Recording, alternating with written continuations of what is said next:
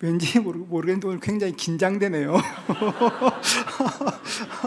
이렇게 잘 긴장하지 않는데 오늘은 마음에 대한 이야기 하고자 합니다. 마음에 대한 이야기 할 건데요. 여러분 한번 생각해 보십시오. 우리 마음은 액체에 가까울까요? 고체에 가까울까요? 우리 마음을 이렇게 굳이 표현한다면 액체에 가까울까요? 고체에 가까울까요? 네, 액체. 네, 와, 역시 교회가 수준이 있어요. 우리 마음은 굳이 말하면 액체와 같습니다. 마음이 고체 같다면 한번 딱 자리 잡고 나면 변하지 않을 텐데, 우리 마음은 액체 같아서 이리 흐르고 저리 흐르고 담긴 그릇에 따라서 모양도 달라집니다. 그래서 사람의 마음은 몇 번이고 바뀔 수가 있습니다. 우리 마음이 이리저리 흐르는데 그냥 흐르는 것이 아니라 마음이 흐르는 방향이 있습니다. 마음의 길이라 말할 수 있는데요, 그것을 우리는 경향이라고 이야기합니다. 우리 마음은 늘 흐르는 대로 흐르려고 합니다. 유재석 씨가 진행하는 유퀴즈에 김은희 작가가 출연한 적이 있습니다. 김은희 작가는 넷플릭스에서 큰 화제가 되었던 킹덤을 집필한 작가이고, 사인이나 시그널 같은 스릴러문을 많이 쓰시는 분이십니다. 김은희 작가의 절친 중에서 김은숙 작가가 있다고 하는데요, 김은숙 작가는 파리의 연인들, 상속자들, 태양의 후예 다 아시죠 여러분? 그런 거 쓰시는 분이십니다. 그런데 스릴러물의 대가인 김은희 작가와 로맨틱 코미디의 대가인 김은숙 작가가 꽤 분위기 좋은 곳에 함께 갔다고 합니다. 함께 갔는데 너무너무 분위기가 좋았습니다. 그런데 거기서 이렇게 서로가 생각했던 것을 이야기하는데 그 말이 굉장히 인상적이었습니다. 로맨틱 코미디를 많이 쓰는 김은숙 작가는 그것을 보자마자 와, 너무 좋다, 여기서 고백하면 좋겠다, 여기서 키스하면 좋겠다, 그렇게 말하는데 그 스릴러물의 대가인 김은희 작가는 그 말을 듣자마자 아니 왜 이렇게 좋은 곳에서 키스하고 고백을 해, 그냥 칼로 찌르고 불태워야지 말했다는 것입니다. 그럼 같은 것을 봐도 전혀 다르게 반응하게 되는 것입니다. 저는 그것이 경향을 가장 잘 보여주는 사례라 생각합니다. 처음에는 아무런 방향이 없는 것 같지만 방향이 생기면 마음은 같은 방향으로 점점 흐르게 되고 점점 세게 흐르게 되고 우리의 생각과 삶에 큰 영향을 미치게 됩니다. 저희 아버지는 개척교회 목사님이셨습니다. 처음에 개척하시고 집을 얻을 형편이 안 돼서 교회 한편에 이렇게 합판으로 칸막이를 치고 살았습니다. 교회 한편에 칸막이로 이렇게 합판으로 구분한 집, 겨울이 되면 이렇게 밖에 머리맡에 물을 내놓으면 꽁꽁 얼만큼 추웠고, 여름 되면 너무 더워서 교회 밖에 있는 장의자에서 잠을 자야 하는 그런 곳이었습니다. 어느 목사님은 가난은 불행한 것이 아니라 불편한 것이라고 말씀하시는데 사실 저는 그 말에 동의가 잘 안 됩니다. 가난하면 많이 불편하고 많이 힘듭니다. 가난은 환경에만 영향을 미치는 것이 아니라 우리의 정서에도 마음에도 굉장히 큰 영향을 미칩니다. 하나님의 은혜로 제가 철들 때쯤 돼서는 별로 어려운 것도 없었고 여느 가정처럼 지낼 수 있었지만 정말 가끔씩 그 가난이 기억날 때가 있습니다. 저에게는 가난의 기억이 정확히 말하면 그 결핍이 있습니다. 대학 시절 아내와 연애하고 이렇게 결혼하게 되었습니다. 제가 아내와 교제할 때 가장 좋았던 것이 아내와 말이 참 잘 통했습니다. 제가 이야기하면 잘 공감해주고 이해해 주었습니다. 그런데 제가 아내와 모든 말이 다 잘 통했는데 딱 하나 말이 통하지 않는 것이 있었습니다. 하나님에 대한 이야기를 하면 서로 너무 달랐습니다. 저에게 하나님은 그냥 하나님이셨습니다. 나와 개인적인 관계를 가지시고 제 삶에 관심을 가지시는 분이라기보다는 온 우주 만물을 창조하셨지만 그냥 하나님, 나를 구원하셨지만 내 삶과는 크게 관계없는 분, 그저 멀리서 나를 보시는 분, 그 정도로 생각했습니다. 그런데 아내에게 하나님은 너무너무 좋은 분이셨습니다. 아내는 하나님에 대해서 나를 사랑하시고 기도하는 것보다 훨씬 더 풍성하게 주시는 분이라고 이야기했습니다. 분명 같은 분일 텐데 왜 이렇게 다르게 느껴질까 생각했었습니다. 처음에는 교단적 배경이 달라 그럴 것이라 생각했습니다. 저는 고신교단에서 자랐는데요, 굉장히 엄격하고 집안 전체에 그 율법주의적인 분위기가 있었습니다. 이찬수 목사님도 어린 시절 그런 율법주의적이고 엄격했던 부모님 이야기를 종종 하시지만 저희 집도 만만치 않았습니다. 어린 시절 율법주의적이면 좋은 게 주일날 공부하면 안 되거든요. 그 딱 하나 그것 빼고는 다 너무 힘들었습니다. 교단 분위기도 있지만 어쩌면 아내와 저와의 그 아버지에 대한 그 경험이 달라 그럴 수 있겠다 생각도 했습니다. 저희 장인어른은 이렇게 현장이 자주 바뀌는 일을 하십니다. 오랜 동안 집을 비우시고 돌아오실 때면 꼭 선물을 사주셨습니다. 아내에게 뭐가 갖고 싶으냐 물어보면 아내가 인형 갖고 싶어요 이야기하면 저희 장인어른은 인형만 사오시는 것이 아니라 인형의 집도 같이 사오셨습니다. 딸과 함께 보내는 시간이 적으니까 가능한 풍성하게 주고 싶어 하신 것입니다.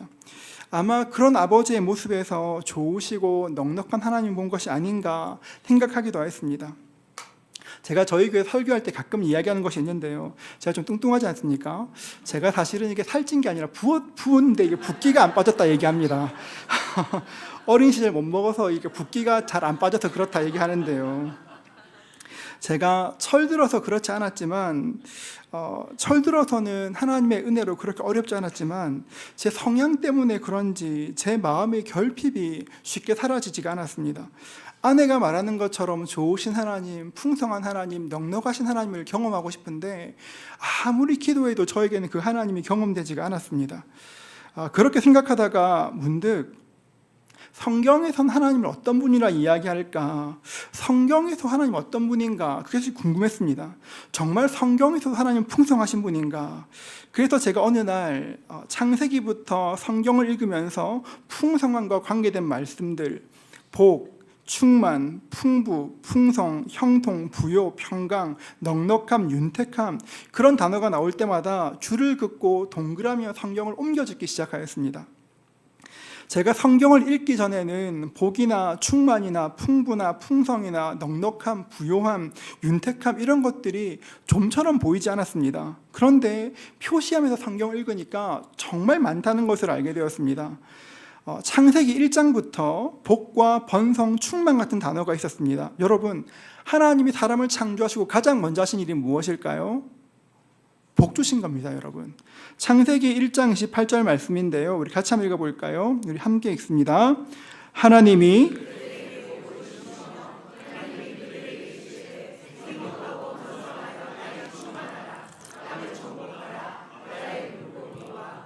하늘의 새와 땅에 움직이는 모든 생물을 하나님이 사람을 창조하시고 가장 먼저 하시는 것은 다름 아닌 복 주시는 일이었습니다.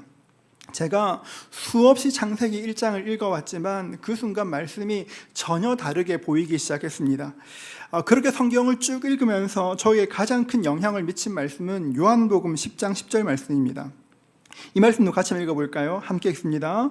도둑이 오는 것은 도둑질하고 죽이고 멸망시키려는 것뿐이요 내가 온 것은 양으로 생명을 얻게 하고 더 풍성히 얻게 하려는 것.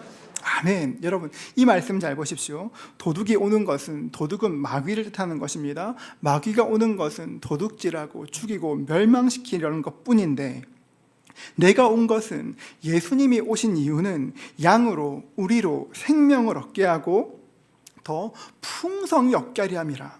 그렇게 말씀하셨습니다. 예수님께서 우리를 위해서 이 땅에 오신 이유가, 나를 위해 십자가에 달려 죽으신 그 이유가 나의 죄를 사하시는 것도 있지만 주님께서 오신 그 이유가 나에게 생명을 주시고 더 풍성히 주신다는 것을 알게 되었습니다. 제가 이 말씀을 읽는데 그냥 동그라미를 하고 성경을 읽는데 갑자기 제 마음에, 제 영혼에 바람이 불어오는 것만 같았습니다. 어디선가 시원한 바람이 제 영혼을 가득 채우는 것만 같았습니다. 갑자기 웃음이 나오고 마음에 말할 수 없는 벅참이 있었습니다. 제가 그 말씀을 읽으면서 하나님에 대한 오해가 풀렸습니다. 하나님 정말 나를 사랑하시는 분이시구나. 하나님 정말 나에게 풍성해 주기를 원하시는 분이시구나. 하나님 정말 좋으신 분이시구나. 하나님의 선하심이 제 삶에 믿어지기 시작했습니다. 그날부터 전 아침마다 하나님의 풍성함과 부요에 대해서 기록된 말씀들을 새벽마다 소리내어 선포하며 기도하였습니다. 제가 결핍으로 사는 것이 아니라, 내 인생이 결핍으로 사는 것이 아니라 하나님의 풍성함이 나의 풍성함 되기를 소원하며 아침마다 말씀을 읽고 선포하였습니다. 그때가 제가 신대원 다닐 때인데요. 제가 결혼하고도 이렇게 썩 형편이 좋지는 않았습니다. 저희 신혼집은 부산에 있었고 학교는 천안이라 1학년 때는 혹시 아실지 모르겠지만 옛날에 통일호 있었지 않습니까? 네. 통일호 타고 부산에 천안까지 왔다 갔다 했습니다. 그럼 8시간 걸리거든요. 그거 타고 다녔습니다. 그렇게 하다가 2학년 때부터는 통일호가 없어져서 무궁화를 타고 다녔습니다. 그런데 제가 학교 다니면서 전사 수입은 얼마 없는데 차비도 많이 들고 책값도 만만치가 않았습니다. 그래서 요즘도 그런 거 있는지 모르겠는데 근로장학생이라고 학교에서 탁구장 청소도 하고 교내 심부름하는 그런 아르바이트 했었습니다. 제가 그렇게 해도 사실 하루에 밥 3번 먹기가 힘든 그런 삶을 살았습니다. 제가 하나님의 풍성함을 알게 되었습니다. 깨달았습니다. 그런데 제가 알았다고 해도 제 삶이 변한 것은 하나도 없었습니다. 여전히 형편은 어려웠습니다. 그러나 말씀을 읽고 묵상할수록 제 마음을 그 말씀을 제 마음에 담으면 담을수록 제 마음이 점점 넉넉해지기 시작했습니다. 제 말과 행동에 조금씩 여유가 생기기 시작했습니다. 뚜렷하게 기억나는 것이 이때쯤부터 제 설교가 참 많이 변했습니다. 어느 날인가 아내가 말하기를 요즘 설교가 좀 따뜻해진 것 같아 이렇게 이야기했습니다. 성경을 읽으면 읽을수록 그 말씀을 암송하면 암송할수록 하나님의 선하심이 환경과 상황을 이기게 하신 하나님의 선하심이 점점 믿어지기 시작했습니다. 그러니까 문제가 생길 때 문제를 대하는 태도도 참 많이 바뀌었습니다. 되게 예민하고 짜증스럽지만 물론 지금도 그렇게 반응할 때가 있지만 어느 순간부터 제 마음에 너그러움이 생기기 시작하였습니다.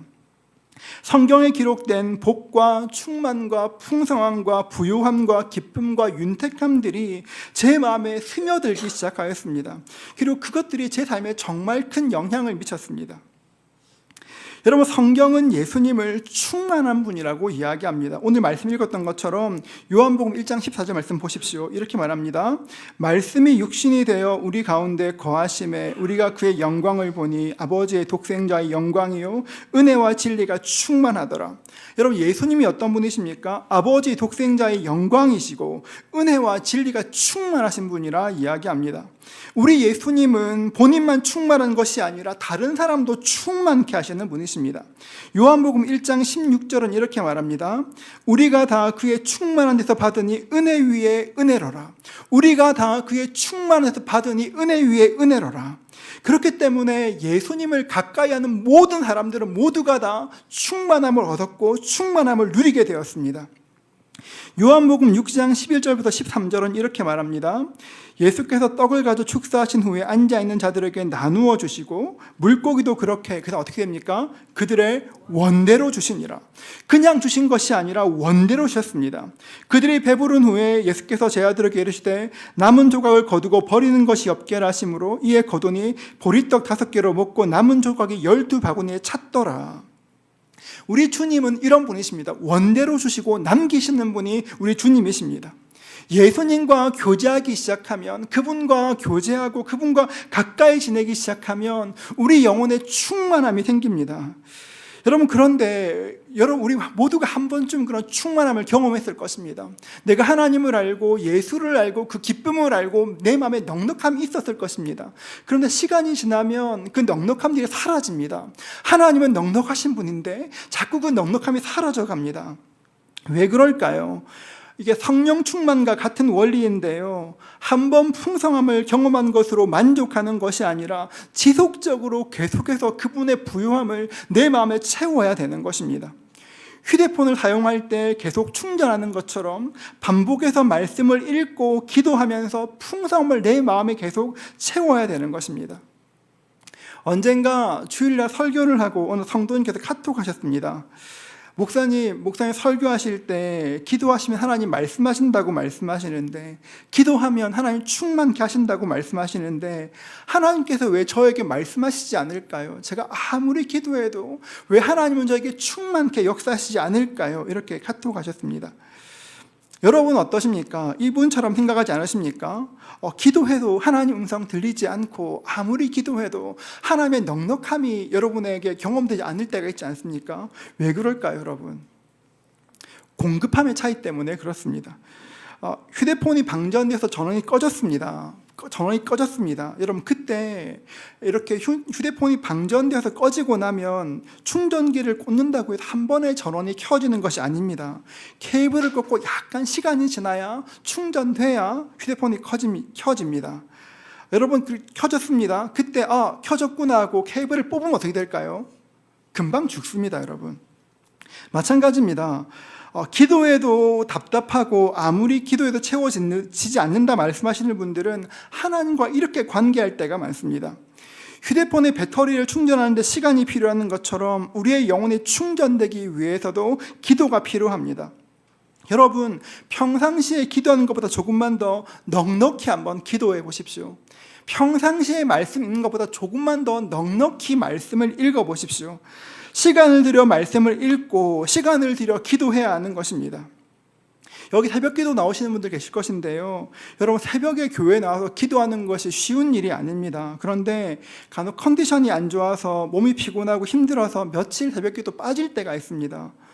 늘 새벽 기도하던 사람이 이렇게 며칠 쉬고 이렇게 교회에 나가서 새벽에 기도하면 기도가 잘 안 됩니다. 꼭 마음에 주님 그동안 잘 지내셨어요, 인사해야 될 것 같은 그런 마음이 듭니다. 여러분, 운동하기 전에 준비 운동해야 되는 것처럼 기도에도 그런 시간이 필요한 것입니다. 여러분, 중요한 것은 하나님 앞에 계속 머물러 있으면 충전된다는 것입니다. 하나님께서 이미 우리에게 머무르면 충만케 하시겠다 약속하셨습니다. 우리 요한복음 말씀 읽어볼까요? 요한복음 3장 34절인데요 우리 같이 읽겠습니다. 하나님이 보내신 이는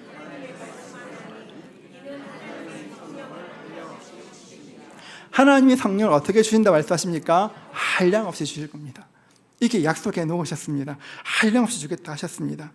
기도할 때 기도가 잘 안 된다고, 성경 읽을 때 잘 안 읽어진다고 그냥 멈추지 마십시오. 어떨 때는 시간을 허비하는 것 같을 때가 있어요. 내가 기도해도 아무런 응답도 없고 말씀 읽어도 아무런 감동이 없으면 시간을 허비하는 것 같을 때가 있습니다. 여러분, 그런데 그 시간 하나님 앞에 시간을 낭비하는 것은 거룩한 낭비가 될 것입니다. 조금 기다리시면, 조금만 더 애쓰시면 기도가 시작되고 우리 영혼에 힘이 생길 것입니다. 하나 더 제가 말씀드리는 것은, 여러분, 조금 기도가 되는 것 같으면 조금만 더 기도하시면 좋겠습니다. 이게 믿음의 선배들이 사용했던 표현으로 말하면, 그 기도줄이 잡히는 것 같으면 조금만 더 기도해 보십시오. 우리 성도님들께는 신데렐라 같은 그런 속성이 있습니다. 이렇게 열심히 기도하다가 시간 되면 하고 벌떡 일어납니다. 신데렐라도 아닌데. 여러분, 그러지 마시고 조금만 더 기도해보고, 시간을 무시하시고 조금만 더 기도해야 합니다. 여러분, 그러니까 우리 기도가 깊어지지 않고 우리 영혼이 넉넉해지지 않는 것입니다. 여러분, 하나님께 시간을 들이실 수 있기를 축복합니다. 그럴 때 주님이 찾아오실 것입니다. 우리 예수님은 정말 풍성한 분이십니다. 그런데 예수님은 이 땅 사시는 동안 전혀 풍성하게 살지 않으셨습니다. 정말 궁핍하게 사셨습니다. 마태복음 8장 20절은 이렇게 말합니다. 예수께서 이르시되 여우도 굴이 있고 공중의 새도 거처가 있으되 인자는 머리 둘 곳이 없다 하더라. 머리 둘 곳도 없으셨습니다. 정말 궁핍하게 머리 둘 곳도 없이 사셨지만 우리 주님은 원래 가난한 분이 아닙니다, 여러분. 고린도후서 8장 9절은 이렇게 말합니다. 우리 같이 읽어볼까요? 함께 읽습니다. 우리 주 예수 그리스도의 은혜를 너희가 알거니와 부요하신 이로써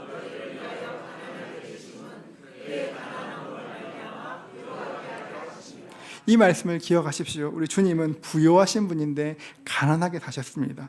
그 이유가 무엇입니까? 우리를 부요케 하기 위해서 그분이 가난해지셨습니다.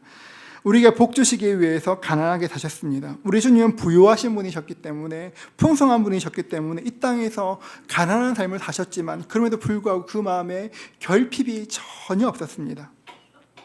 제가 지금 설교하면서 계속 하나님의 그런 풍성함을 말하고 있는데요, 지금 하나님의 부요함, 그 풍성함을 여러분 환경적으로, 물질적으로만 생각하시면 안 됩니다. 여러분, 물론 우리에게 물질의 풍성함은 굉장히 중요합니다. 전 여러분이 물질적으로 풍성하면 좋겠습니다. 전 여러분 환경도 풍성했으면 좋겠습니다. 그런데 여러분, 주님께서 원하시는 풍성함은 그런 물질적인 풍성함, 환경의 풍성함이 아니라 주님께서 원하시는 그 풍성함은 우리의 존재가 풍성해지는 것입니다. 제가 꿈꾸는 것도, 제가 날마다 기도하는 것도, 저의 존재가 날마다 더욱더 풍성하고 부유해지는 것입니다. 제가 가진 어떤 것이 아니라 존재가 풍성했으면 좋겠습니다. 어디에 살고 무엇을 입고 무엇을 들어 풍성한 것이 아니라 여러분의 존재가 풍성해지는 그 은혜가 임하시기를 주님의 이름으로 축복합니다. 여러분, 존재가 풍성해져야 되는 것입니다. 하나님의 풍성하심이 우리 삶 가운데 머무르기 시작하면 우리 존재가 풍성해집니다. 세상과 다른 기준을 가지게 됩니다. 눈에 보이는 것이 없고 귀에 들리는 것 없고 손에 잡히는 것 없다고 해도 주님 한 분 때문에 내 삶이 괜찮아지는 것들을 경험하게 되는 것입니다. 그래서 바울은 말합니다. 빌립보서 4장 12절 이렇게 말하는데요. 나는 비천에 처할 줄도 알고 풍부에 처할 줄도 알아 모든 일 곧 배부름과 배고픔과 풍부와 궁핍에도 처할 줄 아는 일체의 비결을 배웠다 이야기합니다. 바울은 존재가 풍성해졌기 때문에 어떤 환경에서도 괜찮다 말하는 것입니다. 하나님께서 우리에게, 저와 여러분에게 이런 존재의 풍성함으로 우리 영혼들을 채우기를 원하십니다. 그런데 우리의 대적 마귀는 언제나 우리에게 결핍을 심어주려고 합니다. 결핍은 존재를 부족하게 만듭니다. 초라하게 만듭니다. 더 심각한 것은 결핍이 있으면 자꾸 다른 사람과 비교하게 됩니다. 다른 사람은 많은데 나는 적은 것 같습니다. 결핍된 눈으로 보기 시작하면 모든 것이 불만족스럽습니다. 마음에 결핍이 있으면 하나님의 풍성함이, 하나님이 열어두신 무한한 가능성이 하나도 보이지 않습니다. 내가 결핍이 있으면 내가 가지고 있는 것은 다 하찮게 느껴지고 남이 가진 것만 훨씬 더 커 보이는 것입니다. 결핍된 눈으로 세상을 보게 하는 것은 마귀의 오래된 전략입니다. 에덴 동산에서도 그랬습니다. 에덴 동산은 하나님이 창조하신 가장 완벽한 곳이었습니다. 모든 것이 아름답고 모든 것이 풍성한 곳이었습니다. 아담과 하와가 살 수 있는 최고의 환경을 만드셨습니다. 그런데 마귀는 그 풍성한 동산에서 하나님이 허락하신 그 충만함이 아니라 딱 하나 가지지 못한 것, 그것만 보게 만들었습니다. 나 너무 좋은 거 많지만 적이 없어서 나 너무 불행해 생각하게 하는 것입니다. 그러니까 하나님이 주신 모든 좋은 것 다 이렇게 헛되게 생각하고 하나님이 금하신 선과 악을 알게 한 나무만 계속 바라보는 것입니다. 그게 없어 내 인생 불안해 이렇게 생각하는 것입니다. 여러분 한번 생각해 보십시오. 하나님께서 우리를 백화점에 데려가셔서 모든 것을 다 가져도 된다, 모든 것 다 가져라 말씀하셨습니다. 그런데 딱 하나, 저 1층에 있는 구두는 안 돼 말씀하셨습니다. 모든 것은 다 가져갈 수 있지만 1층에 있는 구두 저거 한 켤레는 안 돼 말씀하셨습니다. 여러분, 그 하나님이 후하신 분이십니까? 인색하신 분이십니까? 별로 후하지 않으신가요? 다시 제가 설명을 잘 해볼게요, 여러분. 백화점에서 다 가져도 되는데 구두 한 켤레면 안 돼요, 여러분. 후하십니까? 인색하십니까? 완전 후하신 분이죠, 여러분. 진짜 후하신 분이죠. 여러분, 그런데 마귀는 가지지 못한 딱 한 가지 구두 보면서 하나님 인색해 생각하게 만듭니다. 옛날 에덴 동산에서 아담과 하와에게 사용했던 그 방법이 지금도 우리에게 기가 막히게 이렇게 먹힙니다. 이제는 꽤 지난 이야기입니다. 2005년도에 우리나라 재벌 회장의 딸이 미국 유학 중에 교통사고를 당해 세상을 떠났다는 기사가 났었습니다. 얼마 지나지 않아 사실은 교통사고가 아니라 자신의 아파트에 스스로 목숨을 끊은 것으로 밝혀졌고 그 이유도 밝혀졌습니다. 교제하던 남자가 있는데 그 집에서 재벌가에서 그 결혼을 반대했기 때문이었습니다. 여러분, 한 사람의 죽음을 쉽게 말하는 것 굉장히 어리석은 일입니다. 아마 우리가 모르는 많은 이유가 있을 것입니다. 그런데 한 가지 분명한 것은 많은 것을 가지고 있는데 가지지 못한 그 한 가지에 집착하였습니다. 그 한 가지가 전부라 생각하니까 안타까운 결정을 하게 된 것입니다. 여러분, 우리 마음에 결핍이 생길 때가 있습니다. 나 참 부족해 할 때가 있습니다. 여러분, 그때 여러분이 지금 가지고 있는 것들이 무엇인지 한번 헤아려 보십시오. 여러분은 부족할 때, 결핍이 생길 때 지금 내 손에 무엇이 있는지를 확인해 보십시오. 내 손에 있는 것이 무엇인가? 그런데 훨씬 더 중요한 것이 있는데요, 내 손에 있는 것이 무엇인가도 중요하지만 지금 내가 누구와 함께 있는가도 생각해야 합니다. 광야에 있던 모세가 가진 것은 지팡이 하나밖에 없었습니다. 그런데 하나님이 함께 하시니까 지팡이가 뱀이 되기도 하고, 지팡이로 나일강을 피로 바꾸기도 하고, 그 지팡이로 여러분들이 홍해 바다를 가르기도 하였습니다. 손에 있는 것이 중요한 것이 아니라 더 중요한 것은 내가 지금 누구와 함께 있는가가 훨씬 더 중요한 것입니다. 여러분, 내 손에 없어서 불행하다, 나 너무 힘들어 생각할 때 여러분, 우리 손에 쥐고 있는 것들을 바라보십시오. 그리고 하나님을 한번 생각해 보십시오. 그럴 때 우리의 결핍된 마음에 하나님의 풍성함들이 조금씩 임하는 것들을 경험하게 될 것입니다. 바울은 금수저였습니다. 부유한 상인의 아들이었고 학벌도 경력도 완벽하였습니다. 그런데 예수 믿는 사람을 잔멸하기 위해서 다메섹 가다가 예수님을 만났습니다. 예수님 만나고 복받은 것이 아니라 세상 사람들을 보기에 그 인생은 급전직하였습니다. 그 부유한 사람이, 굉장한 학벌의 그 사람이 전도자가 되었습니다. 고난당하고 고발당하고 핍박당하고 배반당했습니다. 멸시받았고 죽음의 고비도 수도 없이 넘겼습니다. 배고픔과 가난이 그의 생활이 되었습니다. 그 다소지방의 부유한 상인의 아들이 그런 삶을 살아야 했습니다. 세상 사람들 볼 때 나락에 떨어진 것만 같았을 것입니다. 안타까운 것은 바울을 괴롭힌 것은 세상 사람들만 괴롭힌 것이 아닙니다. 교회 안에 있던 사람도 바울을 많이 시기하였습니다. 바울이 감옥에 갇혔습니다. 그러니까 그 흔적을 지우기 위해서 마치 내가 무엇인가 한 것처럼 말하기 위해서 바울의 업적을 가로채려는 사람도 많았습니다. 여러분, 굉장히 혼란스러운 상황이고 너무 고통스러운데 성경을 보면 바울은 그런 상황 가운데 낙심하지 않습니다. 누구도 원망하지 않습니다. 바울이 감옥에 있을 때 성경을 3권 기록하였습니다. 에베소서, 빌립보서, 골로새서를 기록하였습니다. 그 말씀을 잘 읽어보면 그 말씀 가운데 바울의 마음에 그늘이 없습니다. 원망이 없습니다. 바울은 감옥에 있을 때 기뻐하라고 말합니다. 감옥 안에 있던 바울이 감옥 밖에 있는 사람들에게 기뻐하라고 이야기합니다. 감옥에서 바울은 교회가 얼마나 영광스러운가, 하나님의 교회는 얼마나 아름다운가를 이야기합니다. 감옥에 있으면서 바울은 높고 높으신 하나님을 바라보라고 끊임없이 이야기합니다. 바울은 감옥 안에 있었지만 낙심하지 않았습니다. 비록 감옥에 있었지만 어쩌면 내일 당장 사형 선고를 받고 죽을 수도 있었지만 바울이 그럼에도 불구하고 하나님은 바울에게 언제나 좋으신 분이고 언제나 풍성하신 분이셨습니다. 그래서 바울은 언제나 내일을 꿈꿀 수가 있었습니다.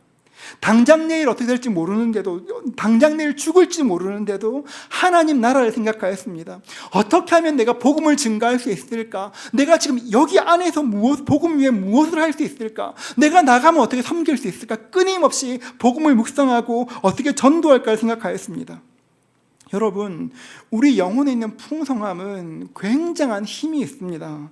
우리 영혼에 임하는 그 풍성함은 삶을 바꿀 수 있는 힘이 있는 것입니다. 목사님께서 저를 부산에서 왔다 소개하셨는데 저는 부산에서 이렇게 꽤 오래 사역했습니다. 저는 계속 거기 사역했는데요. 제가 부산에 있는 한 교회에서 15년 동안 부목사로 사역했습니다. 저는 퇴근하고 나면 아내와 함께 근처에 있는 학교 운동장을 걷곤 하였습니다. 제가 부산의 사직동에 살았는데요. 사직 야구장 있는 거기 살았습니다. 사직동이 꽤 살기 괜찮은 동네입니다, 여러분. 야구장도 있고 되게 좋은 동네입니다. 어느 날 아내가 저에게 말했습니다. 요즘 내가 기도하면 하나님이 자꾸 우리를 지금 살고 있는 곳보다 더 좋은 곳으로 인도하실 것 같아. 그렇게 이야기했습니다. 그때 제가 굉장히 마음이 이렇게 힘든 때였습니다. 코로나 때라 되게 힘든 때였는데, 코로나 직전이었는데 제가 그 이야기를 듣고 정색하며 말했습니다. 당신이 물정 몰라 그렇다고. 부산에서 여기보다 괜찮은데 해운대밖에 없는데 거기는 우리가 사역할 교회가 없다고. 너무 꿈꾸지 말고 기도해도 현실을 생각하고 기도하고, 꿈을 꿔도 지금 상황을 보고 꿈꾸라고 무안을 줬습니다. 그렇게 말하고 1년 딱 지나서 분당 우리 교회로 사역하게 되었습니다. 그리고 저는 위례에서 지금 이렇게 아내의 이야기처럼 사역하게 되었습니다. 아내가 그렇게 얘기했을 때 아마 더 좋은 곳 사역할 것 같아 말했을 때 사실 제 마음에 아멘, 나 좀 그랬으면 좋겠어, 그 마음 있었습니다, 여러분. 네. 그냥 환경이 더 좋은 것이 아니라 함께 예배할 성도들이 있고 우리 가정에 우리 아이들 합당한 것이 너무 좋겠다 생각했습니다. 그런데 제 마음에 두려움이 있었습니다. 혹시 내가 그렇게 말했다가 이루지 못한 꿈이 될까봐, 내가 그렇게 말했다가 아플까봐 제가 그 말에 그렇게 반응했습니다. 저는 매일 설교할 때 꿈꾸라는 이야기 굉장히 많이 합니다. 저희 지난주에 태가족 신방을 했는데 어느 그 형제님이 말씀하시기를, 목사님 제가 위례교회 다니면서 들었던 꿈꾸라가 평생이 들은 것보다 많은 것 같아요. 그렇게 얘기도 들었습니다. 그런데 여러분, 다른 사람에게는 매일 꿈꾸라 말하지만 사실 저는 꿈꾸지 못했습니다. 여전히 마음에 결핍이 가득했습니다. 두려웠습니다. 하나님께서 아내에게 그런 마음, 그런 꿈을 주셨을 때 상황이 안 되고 여건이 안 되는 것처럼 보여도, 예 주님 그 꿈을 제가 봤습니다 하고 제가 함께 기도하며 꿈꾸었다면 하나님 얼마나 기뻐하셨을까, 하나님이 이를 이루실 때 얼마나 더 감사했을까 생각하곤 합니다. 어쩌면 제가 꿈꾸었지만 다른 방향으로 인도하셨을지도 모르겠습니다. 그러나 분명한 것은 하나님이 우리의 꿈을 귀하게 보시고 반드시 가장 선하게 응답하신다는 것입니다. 하나님은 우리의 계획보다 훨씬 선하십니다. 하나님의 계획은 내가 공들여 생각한 그 어떤 생각보다 높으시고 훨씬 귀하십니다. 여러분의 생각이 아니라 하나님의 생각이, 하나님의 부요함이 여러분의 심령 가운데 임할 수 있기를 주님의 이름으로 축복합니다. 여러분, 하나님의 풍성하심 믿으십시오. 여러분에게만 풍성하신 것이 아니라 하나님께서 여러분의 자녀들에게도 풍성할 수 있음을 믿으실 수 있기를 축복합니다. 하나님의 풍성함을 거절하지 마십시오. 마음으로 정말 원하지만 안 될 것 같아 미리 이렇게 생각하지 마십시오. 여러분의 생각으로 안 된다, 못한다, 망한다 말하지 마십시오. 여러분의 마음에 핍절함이 있어, 결핍이 있어, 하나님 말씀이 이렇게 내 마음에 임하지 않거든 하나님께 그대로 말씀드리면 됩니다. 하나님, 제가 이 말씀이 믿어지지 않습니다. 이 말씀이 믿어지지 않아 꿈꾸어지지 않습니다. 하나님, 저에게 믿음을 더하여 주옵소서. 하나님께 기도해 보십시오. 그러면 내가 하나님께 기도하면 그 다음은 하나님이 하시는 것입니다.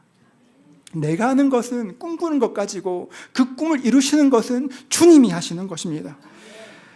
여러분, 내 힘과 내 방법대로 사는 것이 아니라 하나님의 꿈과 하나님의 방법들을 의지하실 수 있기를 축복합니다.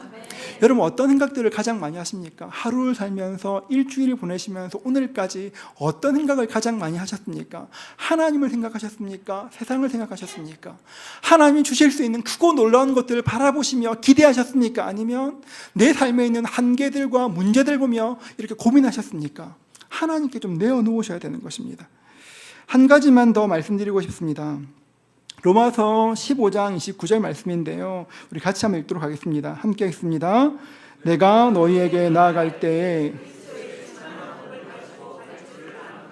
바울은 내가 그리스도의 충만한 복을 가지고 너희에게로 갈 것이라 이야기합니다. 여러분, 어디를 가나 하나님의 복을 증거하는 사람들 될 수 있기를 축복합니다.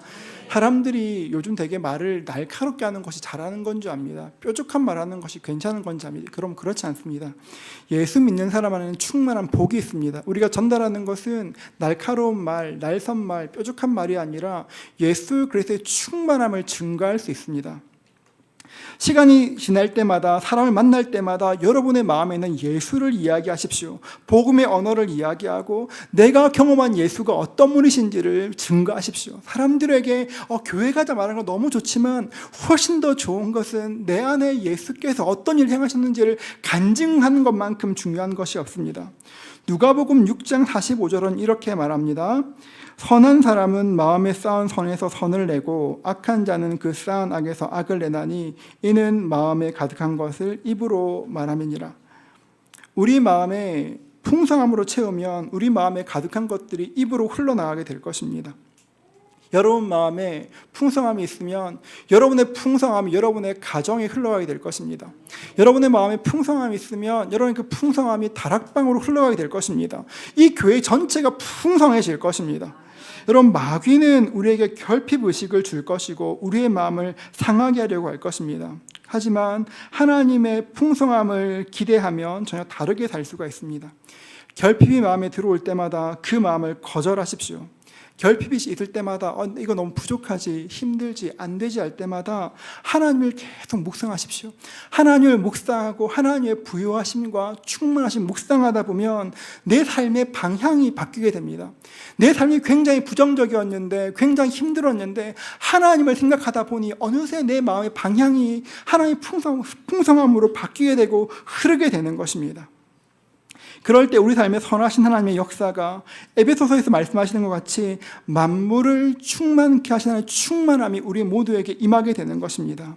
그 은혜가 여러분 모두에게 임할 수 있기를 주님의 이름으로 축복합니다. 그 은혜가 이 교회에 있기를 축복합니다. 함께 찬양할 텐데요, 여러분. 우리 충만을 찬양할 겁니다. 여러분 말이 빨라 놀라셨죠, 여러분? 제가 하다 보니까 깜짝 그런 것 같아요. 우리 탕목사님 되게 느긋하게 말씀하시는데 아마 재원과 목사님 훨씬 더 길게 하실 거예요. 제가 여러분들께 부탁드리고 싶어요. 여러분 마음은 무엇으로 충만하십니까? 아니, 무엇으로 채워져 있습니까? 예수 그리스도의 그 은혜와 아버지의 풍성함으로 가득합니까? 아니면 끊임없이 나에게 없어서 괴롭히는 것들로 그 마음이 결핍 때문에 가득 차 있습니까? 어쩌면 미래에 대한 두려움인가요? 무엇이 채워져 있습니까? 저 충만한 찬양 참 좋아합니다. 이 찬양의 가사가 이렇습니다. 여러분 찬양의 가사를 생각하시면서 한번 찬양하실 때 여러분, 하나님 모든 것을 충만케 하신 아버지의 충만이 내 안에 머무르게 하여 주옵소서. 나는 오직 예수로 충만케 하겠습니다. 우리 그 마음 고백하시면서 한 번 더 찬양하시겠습니다.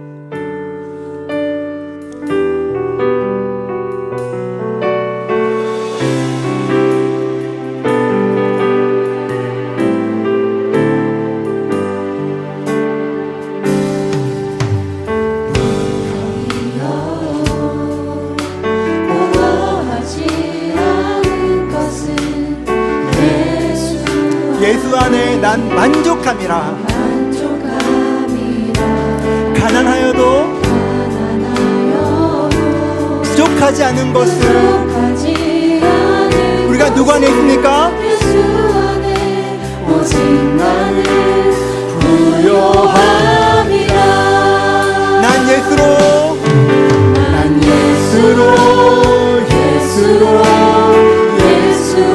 충만하네.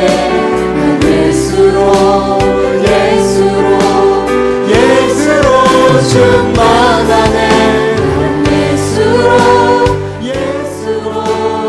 예수로 충만하네. 영원한 왕 내 안에 살아. 다시 한번 처음부터 찬양합니다. 처음부터. 무덤이여도 고요하지 않은 것은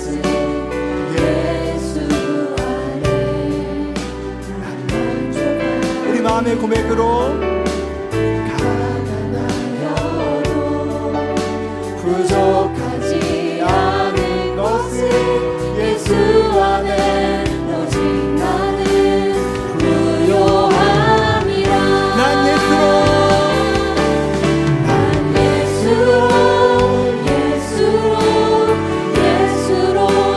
충만하네. 난 예수로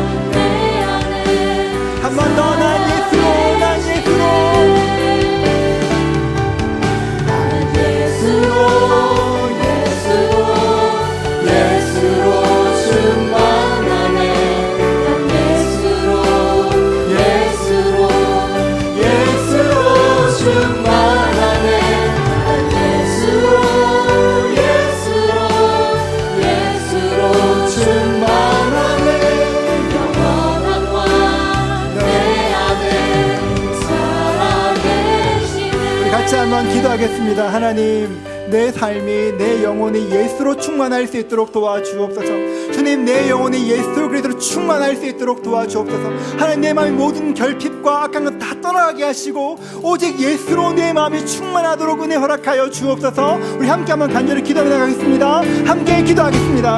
하나님 아버지 주 앞에 기도하며 나아갑니다. 주님, 우리가 예수로 충만할 수 있도록 도와주옵소서.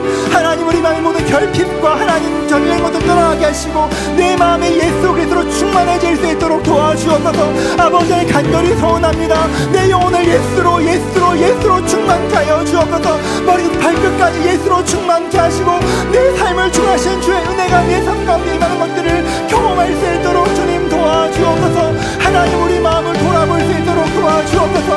우리 마음을 돌아볼 수 있도록 도와주옵소서. 우리 마음을 채워보시 알 수 있도록 도와주옵소서. 하나님, 예수 외에 채워진 그 모든 것들이 예수를 떠나게 하여 주옵소서. 결핍과 가난과 좌절과 아픔들이 하나님 떠나게 하여 주옵소서. 하나님, 간절히 기도합니다. 예수 그리스도만 남도록 도와주시고 예수의 부요함이, 예수의 충만함이, 아버지의 부요하심이 우리 삶 가운데 경험될 수 있도록 도와주옵소서. 하나님, 간절히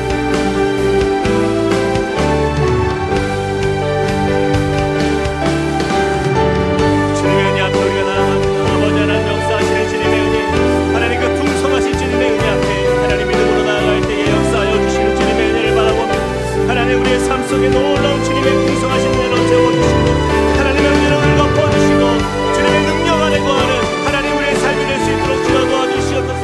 하나님, 우리의 나아가는 모든 자리마다 하나님 그 은혜의 풍성함을 경험하도록 주여 인도하여 주시고 함께하여 주시옵소서. 우리 이어서 한 번 더 같이 한번 기도하겠습니다. 그동안 우리의 기도 속에서 항상 우리의 고민은 우리의 결핍이었어요. 우리가 가지지 못한 그 한 가지, 나에게 부족한 그 한 가지, 내 인생에 빠져있는 그 한 가지, 사단은 그것을 바라보게 한다고 말씀했습니다. 우리가 가진 것, 우리가 누리는 것, 우리가 얻은 것, 정말 그 모든 풍성함으로 채워주시는 우리 주님께 우리의 시선을 드리길 원합니다.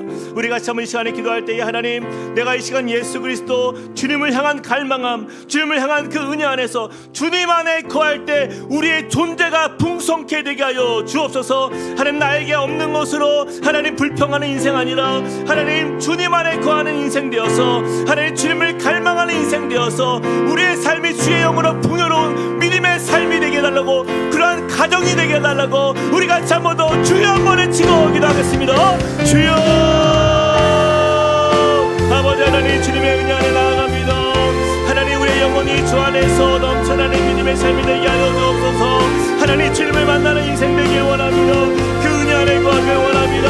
주여, 우리 가운데 놀라운 주의 은혜로 하나님 그 풍성하신 주님의 사랑 안에 거하는 믿음의 삶이 되게 하여 주시고, 하나님, 우리가 주님의 은혜를 사모하는 마음, 하나님 그 은혜 안에서 그 갈망함 안에서 살아계신 주님의 역사를 보길 원합니다. 하나님, 우리를 넉넉하게 풍성하게 하나님 은혜로 채워주시는 그 충만케 하시는 주님의 은혜로 나아갑니다. 하나님, 우리 안에 주님의 영으로 채워주시고 하나님, 우리의 인생의 방향이 하나님 주님의 말씀과 은혜 안에서 우리의 생각과 삶이 오직 주님의 은혜를 구하는 믿음의 삶이 되게 하여 주시옵소서. 하나님, 우리를 부요한 자로 하나님 우리를 이끄시는 주님을 의지합니다. 하나님, 주님을 바라보게 하여 주시옵소서. 하나님, 우리의 마음의 모든 그들이 사라지고 어둠이 사라지고 우리가 빈곤에 처하고 어둠에 처할지라도 하나님의 그 역사, 하나님의 풍성하신 은혜, 하나님의 그 은혜 안에서 살아계신 주님을 꿈꾸며 나아가는 믿음의 삶이 되길 소망합니다. 하나님, 우리 가운데 그렇게 역사하시고 인도하시는 그 은혜 안에서 하나님 날마다 믿음으로 나아가는 주의 백성 되게 하여 주시옵소서. 우리 함께 찬양하며 나아가시겠습니다. 예수 사랑합니다.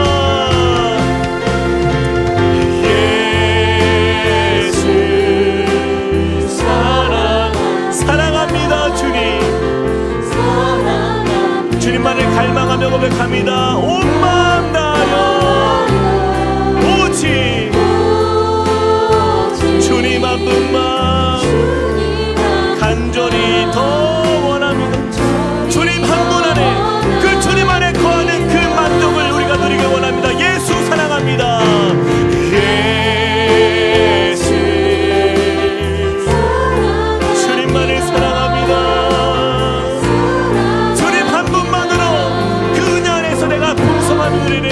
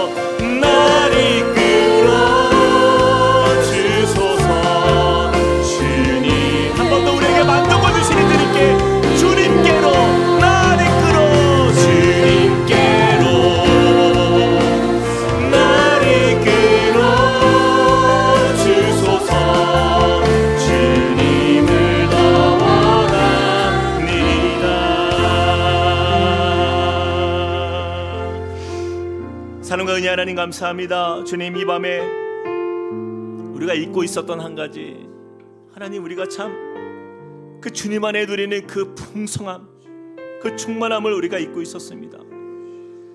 우리가 주님께 나아가지만 그 은혜의 바다에 우리가 빠져들어가는 인생이 아니라 그 바다 곁에서 우리가 물정구만 치는 인생으로 남는지는, 하나님, 우리의 인생이 참 그렇게 밋밋한 인생을 살면서 주님의 충만함을 누리지 못한 채 그 하나님의 온전하신 은혜를 경험하지 못하고 살았던 하나님, 우리의 연약함을 주님 용서하여 주시옵소서. 주님, 오늘 주신 이 말씀을 우리의 마음에 담습니다. 주님, 우리가 예수 안에 머무르는 그곳에 우리를 충만케 하시고 한량없는 은혜로 넉넉하게 채워주시는 우리 하나님의 은혜를 맛보는 믿음의 삶 되게 하여 주시옵소서. 그동안 주님, 내가 없었던, 나에게 없었던 그 결핍 한 가지로 인하여서 낙심하고 좌절하고 겨우 그것이 마치 내 인생의 전부인 것처럼 하나님 비관하였던 우리의 모습, 이 시간 회개합니다. 주님, 우리 존재가 이렇게 풍성한데 이 모든 것을 다스리시며 모든 것을 주신 우리 하나님의 은혜가 내 안에 있는데, 하나님, 그 은혜를 바라보지 못했던 우리의 연약함, 이 시간 다시 한번 주 앞에 내려놓사오니, 주님, 우리의 영혼에 주로 인하여 기뻐하는 인생, 주로 인하여 감사하는 인생, 주로 인하여서 풍성함을 누리는 믿음의 삶이 되게 하여 주시고, 때는 우리 안에 어려움이 있을지라도 하나님, 우리의 얼굴에 그늘이 없고 어둠이 없고 오직 풍성하신 주님으로 인하여 꿈꾸는 믿음의 삶이 될 수 있도록 은혜 더하여 주시옵소서. 그렇게 우리의 삶을 이끄시고 우리의 가정을 세우시는 주님께 영광을 올려드리며 살아계신 예수 그리스도의 이름으로 기도합니다. 아멘. 우리 이 시간에 한 번 더 우리 기도하기 원합니다. 여러분, 이제 곧 새생명 축제가 우리 11월 달에 있는데요, 여러분, 우리 그 의자 앞에 있는 우리 성도들의 그 이름들이 있습니다. 정말 여러분, 그 이름들을 좀 보시면서요, 우리 같이 한번 좀 기도했으면 좋겠어요. 하나님, 이 영혼이 나는 잘 모르지만 그러나 누군가에 있어서는 정말 간절히 복음을 전하고픈 한 사람인 줄 내가 압니다. 하나님, 이 영혼이 주님 앞에 돌아오는 역사, 그것이 반드시 우리 교회가 아닐지라도 하나님, 주님이 보내시는 한 사람으로 통하여서 그의 인생이 변화되고 주님 앞에 돌아오는 놀라운 복음의 역사 일어나게 하여 주옵소서.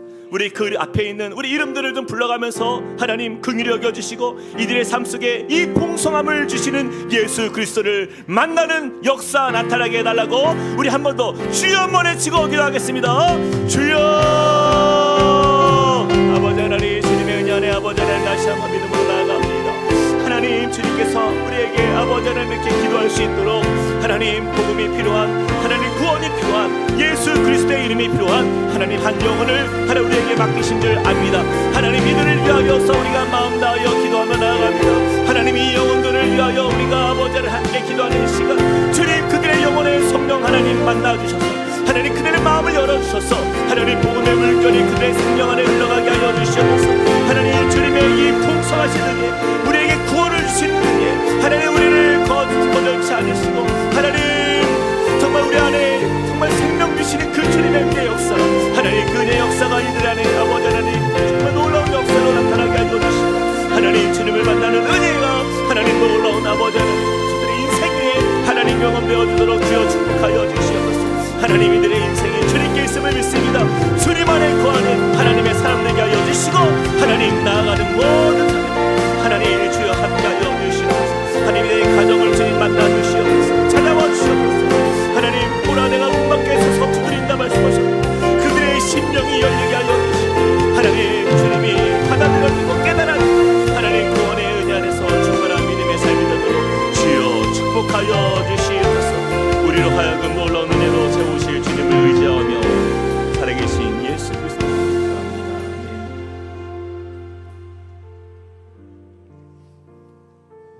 우리가 다 그의 충만한 데서 받으니 은혜 위에 은혜로라. 아멘. 사랑의 하나님, 감사드립니다. 하나님, 오늘 이 밤에 우리가 함께 하나님 받은 그 은혜로 하나님 믿음의 삶을 살 때에 우리를 풍성케 하실 뿐만 아니라 은혜 위에 은혜로 우리를 충만케 하실 주님을 믿고 날마다 감사하는 주의 백성 되게 하여 주시옵소서. 이제는 우리 주 예수 그리스도의 은혜와 하나님 아버지의 크신 사랑과 성령님의 감동 감화 교통하심이 오늘 말씀을 통하여서 풍성함으로 우리의 영혼이 채워지는 것을 기대하며 꿈꾸며 주 안에서 믿음으로 살기를 기뻐하며 나아가기로 결단하는 주님의 백성들 머리 위에, 그리고 그 가정과 함께 꿈꾸는 교회 위에 이제로부터 영원토록 함께 하시기를 간절히 축원하옵나이다. 아멘.